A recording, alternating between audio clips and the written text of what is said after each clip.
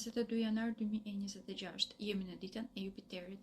Kjo është një ditë me potencial vërtet shumë të lartë. Ka ndikime vërtet shumë intensive dhe kemi dhe aftësi mbi të gjitha që t'i përdorim ashtu siç duhet. Por ka dhe një kusht shumë të rëndësishëm. Duhet jemi të planifikuar, duke qenë se mund të kemi edhe tendencë që të veprojmë në mënyrë impulsive, si rreth dhe të humbasim shanse të shumta që kjo ditë na ofron. Kemi një përdorim pothuajse të përkryer të intelektit tonë. Këtë mund ta përdorim për të bërë diskutime të vështira, po ashtu për të krijuar marrëveshje të cilat deri në këto momente nuk dinim se si t'i krijonim, apo për të gjetur rrugëzgjidhje që janë komplet jashtë kornizave. Po që se dite, në të njëjtën kohë kemi dhe një inteligjencë shumë të lartë emocionale.